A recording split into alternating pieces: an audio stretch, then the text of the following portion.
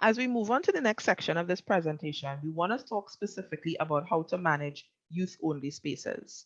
We recognize that for the wider sessions, there will be stipulations that will be put in place and very strong guidelines related to the way that these sessions will take place. These sessions, in the main, will be meditative, but for children and adolescents, as we have established, we have to set up a slightly different procedure. We are segregating the procedures into different demographics. First, we would like to discuss children-only spaces. Let's be clear what we mean children. Legally, some would say anybody under the age of 18 is a child. But for the purpose of this presentation and generally in ministry in the Archdiocese of Port of Spain, when we talk about children's ministry, we are talking about ministering to people, because they are fully people, under the age of 12. That means generally the age of primary school, not the age of ECCE. And I want to make that distinction. So if we are talking about organizing for the parish for children, it means that you are organizing for all of the children of the parish, not simply a first communion class or pre-first communion class. So that your synod team should be thinking again collaboratively together. How can we work a process for children under the age of 12? Developmentally, it's important to differentiate between 5 to 8 and 8 to 11. Now, you'll notice we said 5 to 8 and 8 to 11, seeing that there are 8s twice. Some 8s might be more in the 5 to 8 range, and some 8s might be more in the 8 to 11 range. Please make sure that you are aware of the type of developmental stage a child is in before placing them in a grouping for this type of situation. We recognize also that because this is still early in child development, not every child may be able to handle the content, even if they are of the age for the group. So this is why you have to take great consideration in managing who goes into which group for children. We're giving you a bit of a roadmap to plot out how do you move forward preparing for a children's synod initiative. First, you want to identify the members of your team who can help you set up for sessions or a session for children. Secondly, and maybe this should really be first, but it's more of the organizing we're talking about in this process.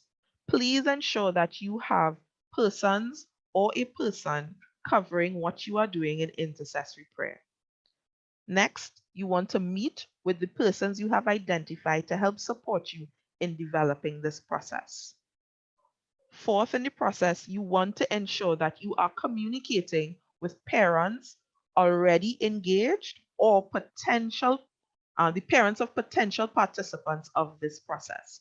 This could be done by sending videos, WhatsApp messages, but definitely because of the nature of what we're going through, you may find it beneficial to your parish as a whole, not just to the synod process, to do this by phone call.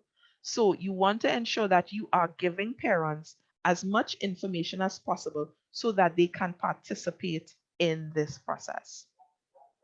That also means you're going to have to provide parents with some of the content.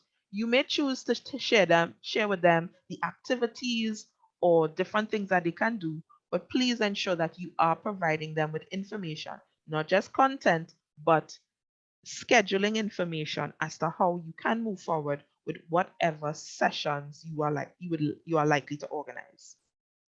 You want to ensure that you confirm with parents that their children will be participating. This is to be done out of respect for the parental role. There should really not be a situation in which you have children and we don't have the permission of parents for them to participate. Now, this might seem obvious, but some of the ways in which we recognize that parents don't give permission for young people, particularly children, to participate is if a child logs onto a session and they're not allowed to speak or they're not allowed to engage in a virtual session. It means that the parent may not have given full permission for them to engage in the process. This is why it's important to have the conversation with parents beforehand and say, hey, mommy, hey, granny, hey, daddy, hey, uncle. When they come on for this session, we want to ensure that they can participate to the best of their ability. Will they be able to use the internet at X time? Will they be able to show up to church, or will you be able to bring them to church 30 minutes before Mass, or have them stay 30 minutes after Mass for this particular session? Many of you all have these experiences already, so we know that your wisdom will guide the way you interact. Last but not least, because of the times we live in and changing schedules related to schooling, we want to encourage that as far as possible, if reminder phone calls can be made to parents, this should be done on the day of, just to ensure that everything is okay and all right. Yes, a WhatsApp message might do well, but you never know what can happen. Giving the phone call and organizing your team to ensure that calls are made gives a more personalized touch. So, generally, we accept that this there may be a need to have multiple sessions with children in particular. The way we are suggesting that you have sessions would be an opening prayer, some amount of singing, praise, and worship, and setting ground rules for the sessions. Many people don't use the process of setting ground rules, but it is a very helpful process in facilitating sessions with children. All it requires is a discussion with the children about what is good for the session and what is bad for the session. And they can participate in discussing what is good for the session and what is bad for the session. For example, you can ask them, and someone may say, good for the session would be ensuring that each person has an opportunity to speak, or not having other people's mics on when they would like to speak.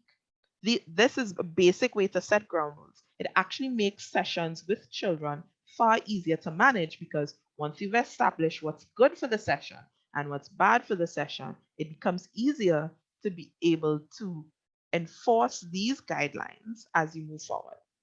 Once you've set your ground rules, you engage in whatever session activities you choose. Please ensure that after the session activities, you take into consideration all that is said and you engage in what is called a debriefing. A debriefing can look like a moment of silence with some children, which will be difficult, but depending on the age and stage, it can happen. It also looks like asking them, what have they learned? What do they understand? What did they hear new? What do they like about the discussion? For slightly older children, so the 18s to 11s, you can even ask them, what are the things have you heard in this session that many people said that are similar?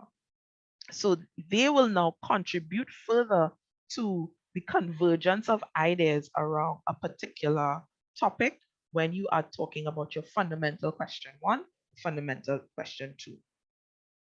Because we are dealing with children, it is important for us to accept that there is a need for a missioning after the meeting. Missioning children after any session means that you give them the opportunity to do something when they leave the session. This could look like an activity they can do home, something they could go home and tell their parents, something they could go and tell their friends, a little bit of homework. It doesn't really matter what the activity is, but it helps with the learning process if they have something to do that they are capable of doing for themselves with parental permission after the session. So, for example, missioning a child for a synodal process could sound like, when you go home, please ensure that you tell your mom and dad what you learned today and what you liked about the session. So it never really has to be complicated. We are making the recommendation that in the instance of children and because of their short attention spans, you may want to have 30-minute sessions, and you may want to organize 3 30-minute sessions across a period of time. The first session is really to get concepts, ideas, and get them to have fun. The second session and the third session would be to focus on the fundamental question. This is why we are suggesting that this is something that can be done before Mass, particularly for children who attend, and virtual sessions as well. You can schedule them for persons who don't attend Mass.